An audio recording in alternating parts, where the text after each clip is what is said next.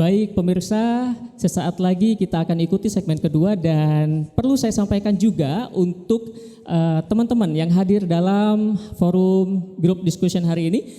Nanti di segmen terakhir kita akan buka sesi tanya jawab, jadi diikuti dengan betul-betul paparan demi paparan yang disampaikan oleh narasumber kita hari ini, karena di segmen 3 dan 4 kita akan buka hanya 3 pertanyaan saja ya, mohon dipersiapkan. Langsung saja, poin berikutnya saya mau ke Dr. Ninik nih. Dr. Ninik, tadi juga disebutkan di segmen sebelumnya bahwa pers dan pemerintah daerah seperti kepingan mata uang yang tidak dapat dipisahkan. Mungkin tadi sedikit sudah dijawab oleh Mas Lutfi begitu. Mungkin dari pandangan Dr. Ninik selaku Ketua Dewan Pers, silakan.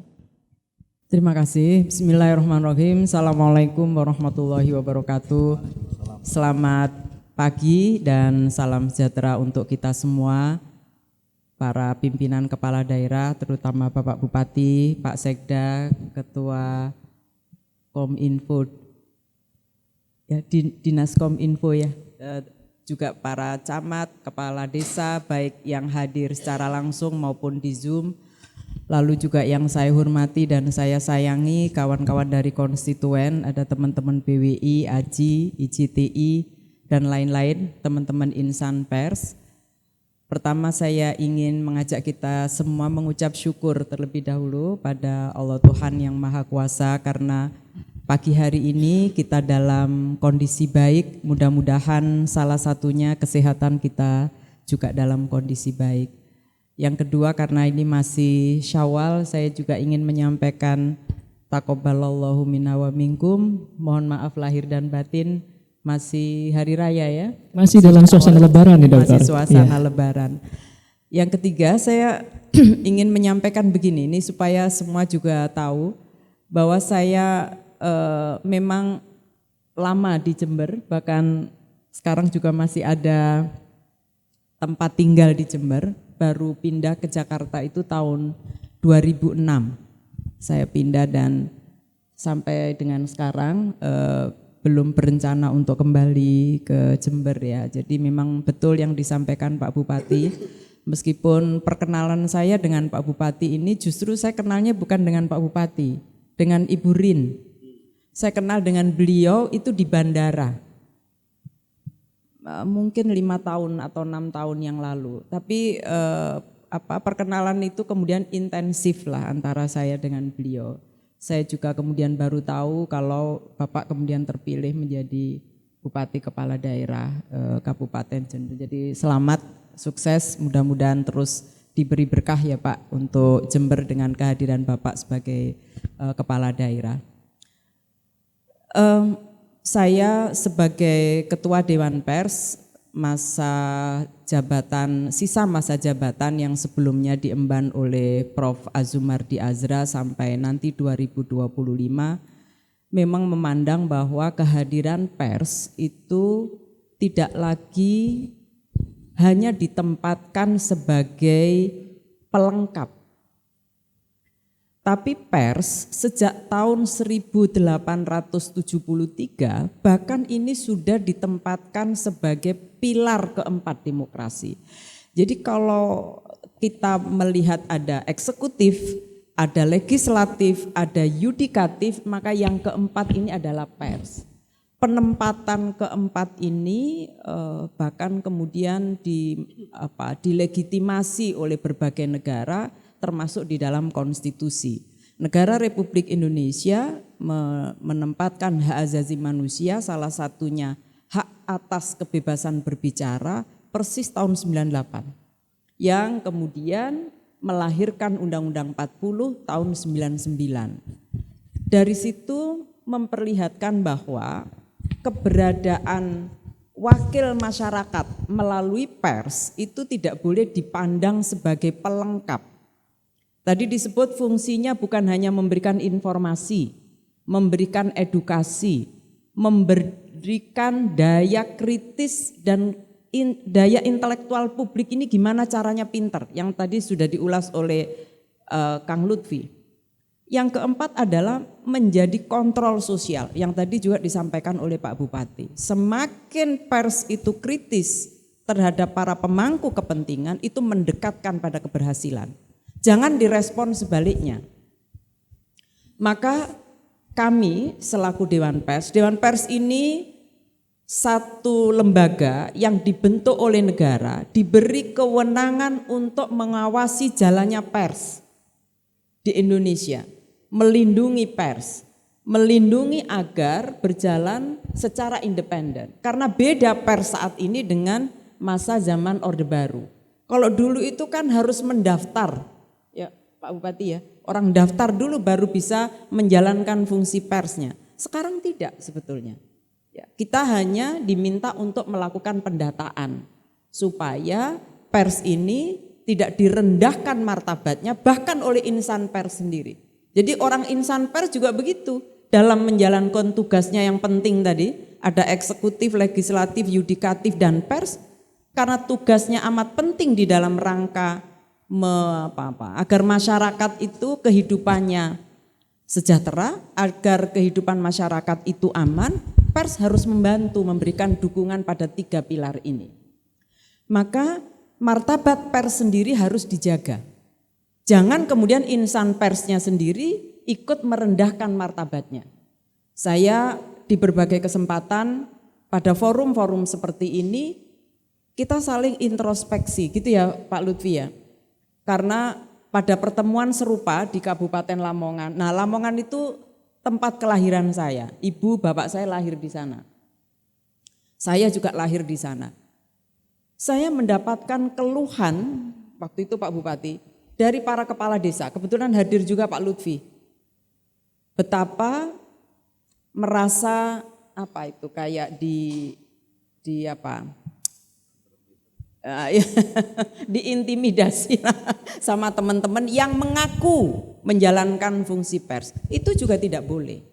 Jadi ketika pers diposisikan sebagai pilar keempat agar hak warga masyarakat untuk memperoleh kesejahteraan dan keamanan tercapai, dibantu oleh pers, melakukan kontrol sosial terhadap perilaku aparat yang dalam menyusun kebijakan maupun mengimplementasikan kebijakan tidak sesuai dengan harapan konstitusi, maka itu juga harus dijaga dengan sebaik-baiknya.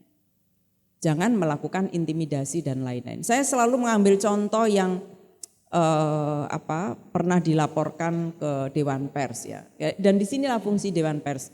Kalau ada aparatur pemerintah ya, birokrat misalnya, atau aparat penegak hukum, atau anggota legislatif yang tidak menerima narasi-narasi, berita-berita di dalam tulisan yang ditulis oleh kawan-kawan jurnalis, boleh melakukan permintaan hak jawab, mengkritik boleh. Kok kamu nulis begitu sementara sebetulnya faktanya enggak begini, begitu ya? Boleh meminta hak jawab. Jangan kemudian melakukan intimidasi pada teman-teman jurnalis. Apakah praktek itu masih ada? Ada. Jadi ini 2 hal yang tadi MC mengatakan kerja kolaboratif ya di dalam rangka melakukan pembangunan menjadi sangat penting. Termasuk pemerintah daerah, bukan hanya pemerintah pusat tapi juga pemerintah daerah. Fungsi kontrol sosial yang dilakukan oleh pers kepada aparatur pemerintah, penegak hukum, legislatif itu harus dipandang sebagai bentuk pemenuhan hak warga negara dalam memperoleh informasi. Jadi jangan kemudian dianggap wah pers ini kayaknya enggak kooperatif ini, enggak bisa kerjasama. Makna kerjasama itu bukan berarti hal atau perbuatan yang salah dibiarkan. Jadi justru harus ditunjukkan, kira-kira begitu ya. Meskipun saya sepakat dengan yang disampaikan oleh Kang Lutfi, dalam memberikan kritik, memberikan saran, memberikan pemberdayaan intelektual publik tadi, pers harus memberikan satu argumentasi yang utuh, yang akurat, yang kredibel, yang berintegritas tadi ya. Enggak boleh mencampurkan antara opini dengan fakta. Kalau opini ya taruh di rubrik opini, jangan dicampur, masyarakat nanti bingung. Opini itu kan subjektif, sementara fakta berbeda. Ini yang kadang kemudian kalau dicampur adukkan, tadi ada kepala desa yang punya ketakutan karena diintimidasi dan lain-lain. Saya kira kerja kolaboratif semacam ini yang terus-menerus harus diupayakan ya, karena kita tahu bahwa dari hari ke hari masing-masing punya tantangan tersendiri. Baik, tantangan itu harus kita jawab sekarang juga ya. Nah, menyinggung salah satu pernyataan dari Dr. Nini juga nih. Tadi disebutkan bahwa untuk menjaga martabat kita sebagai jurnalis yang keren gitu ya katakan, kita juga diminta untuk menuliskan informasi-informasi kepada publik yang bertanggung jawab. Kesannya memang simpel dan singkat, tapi saya rasa ini sangat makna. Bisa Dokter Nini jelaskan? Ya, pers yang profesional itu mewajibkan dua hal. Perusahaannya harus profesional, jurnalisnya harus profesional. Perusahaan yang profesional itu yang apa? Satu, dia berbadan hukum yang tujuannya hanya untuk pers. Jadi enggak boleh tuh perusahaan pers tapi dia juga partai politik. Atau LSM nyaru-nyaru jadi wartawan, itu enggak boleh. Wartawan, LSM.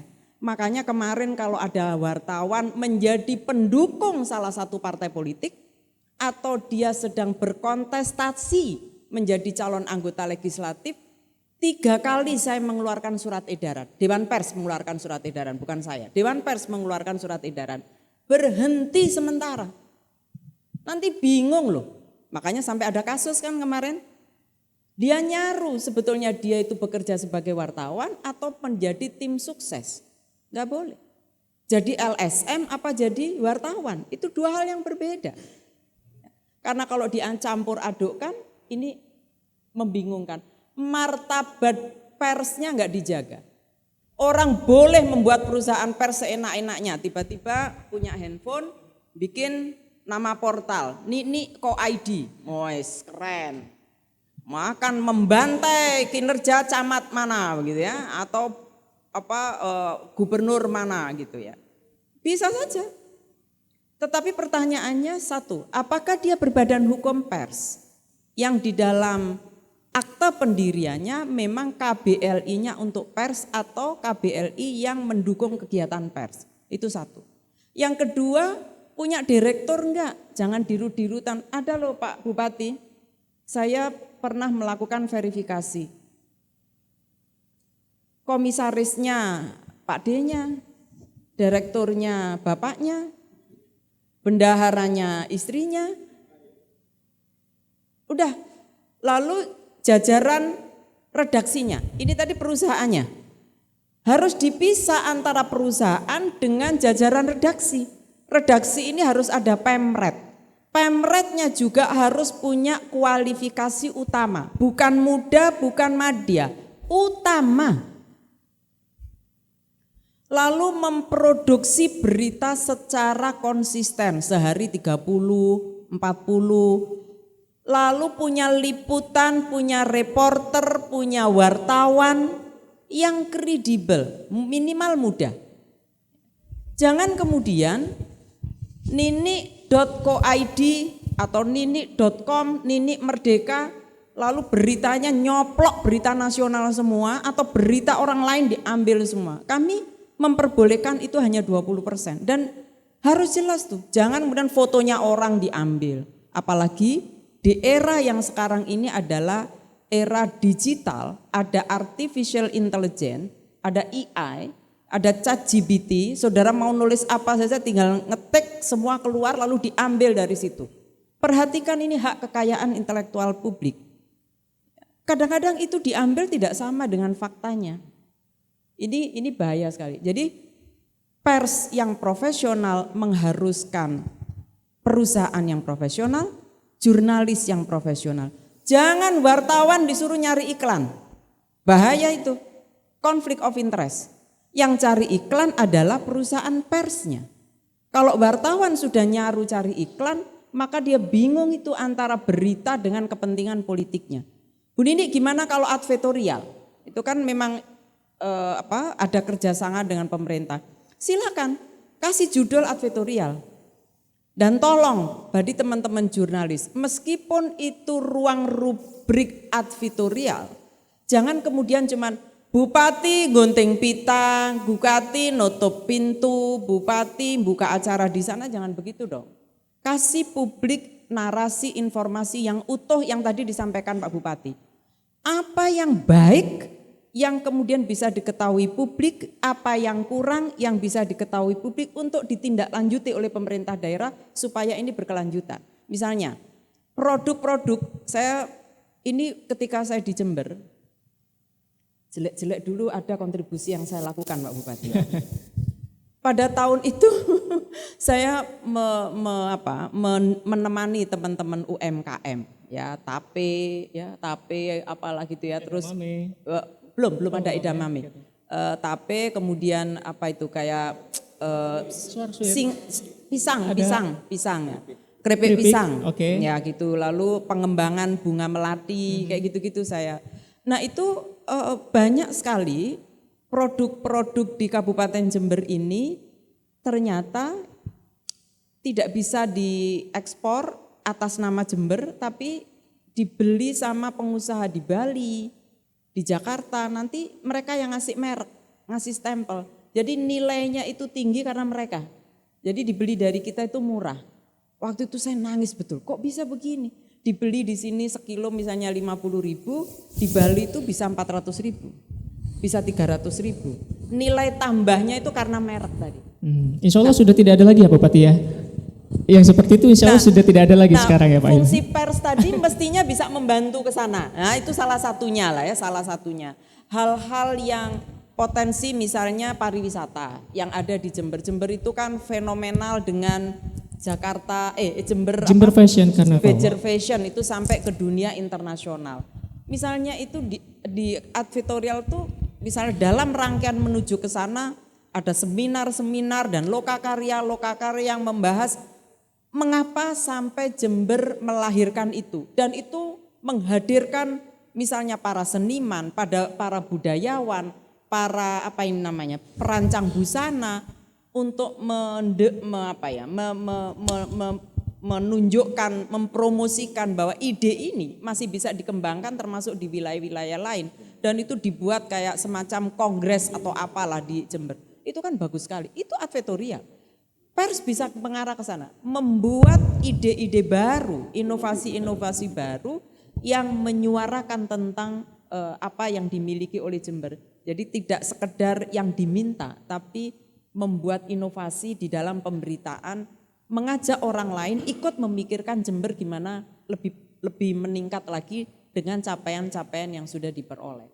Saya kira di situ. Artinya pers kita dituntut lebih kreatif juga, menghadirkan informasi-informasi kepada publik yang tidak hanya di permukaan tadi seperti saya sebutkan di awal, tapi memberikan informasi yang lebih edukatif dan sidebar yang perlu kita kritisi lebih dalam untuk kemajuan kita bersama. Begitu ya Bu Nini ya. Nah ini mungkin bisa dijawab oleh satu di antara tiga narasumber ini. Boleh silakan terkait dengan tantangan media atau insan pers sekarang ini, bahwa media harus bersikap seperti apa ketika tadi Dr. Nini menjelaskan di daerah-daerah masih ada loh mereka yang ngaku-ngaku dan juga mengintimidasi OPD-OPD terkait. Ini juga mungkin menjadi insight baru bagi teman-teman OPD yang tersambung via koneksi Zoom, bagaimana seandainya jika terjadi hal-hal tersebut dan bagaimana mereka melaporkan ataupun menindak kecurangan-kecurangan yang terjadi yang mungkin dilakukan oleh oknum tertentu. Silakan, siapa yang bisa menjawab ini? Terima kasih, ini bagus sekali ini. Jadi di tahun 2023 sebenarnya kami sudah mulai merintis, bahwa saya sadari apa tadi disampaikan Bu Dr. Nini juga Kak Lutfi, bahwa teman-teman pers ini adalah mempunyai satu expert di dalam the power of narasi. Ya, the power of narasi bisa membuat kata-kata yang bagus. Dan kami pemerintah Kabupaten Jember utamanya, kami sangat minim, sangat miskin tentang the power of narasi, termasuk menyusun hal seperti itu. Dan tentunya di bidang media juga, di media, kehumasan di dalam ini memang Pemkab punya dinas Kominfo. Namun setiap OPD ini mempunyai satu kekuatan masing-masing untuk mengeksplor apa yang dia hasilkan kepada masyarakat. Tentunya mereka harus punya orang-orang yang bisa membuat satu power of narasi tadi. Bagaimana tentang pengetahuan tentang jurnalis, dan itu kami lakukan. Dan tahun 2024 kami sudah melakukan kerjasama dengan teman-teman PWI, ya, dengan AJI, IJTI, teman-teman. Kami akan melakukan kolaborasi untuk memberikan satu guidance, satu ilmu terhadap setiap OPD. Pendampingan, seperti pendampingan hal seperti itu. Kenapa? Ini bagian terjadinya sesuatu intimidasi dan lain sebagainya itu karena terlalu minimnya ilmu yang dimiliki. Maka dari itu perlu satu edukasi. Itu awalnya. Bukan kita mau mengkonter, salahnya sendiri nggak ngerti. Salah sendiri kalau memang ada intimidasi, kalian nggak ngerti kenapa diintimidasi. Artinya kita harus mawas diri kita dulu sebelum melakukan sesuatu mengkonter siapapun itu. Nah, makanya kami melakukan kerjasama Mas dengan teman-teman PWI untuk berikan pendampingan ke kami, diajarin 1-2 orang setiap UPD selama 1 tahun ini. Nanti di situ harapan kami mereka akan menjadi seorang jurnalis yang memang di guidance oleh teman-teman wartawan, teman jurnalis, dan itu bisa membuat satu materi-materi yang dimiliki, yang mana yang bisa di blow up. Nah, kalau itu sudah di blow up dan ada kawan counterpartnya dari teman-teman PWI, tentunya apapun kalau ada siapapun mau mengintimidasi, mereka sudah paham tentang itu. Baik, ini artinya positif. counter tidak dari eksternal dulu nih, tapi dari internal dengan cara memperbaiki SDM kita, meningkatkan kualitas kita supaya bisa nulis, begitu ya Pak Hendy ya, dan bisa mempublikasikan sebuah narasi ataupun pemberitaan yang bermutu kepada publik atau masyarakat Jember. Dan itu juga tentunya juga melibatkan teman-teman insan jurnalis Kabupaten Jember dengan cara sinergi dan kolaboratif, begitu Pak ya. Betul. Baik, luar biasa, semakin seru saja obrolan kita hari ini, dan kita masih akan kembali sesaat lagi di segmen berikutnya, tetap bersama kami.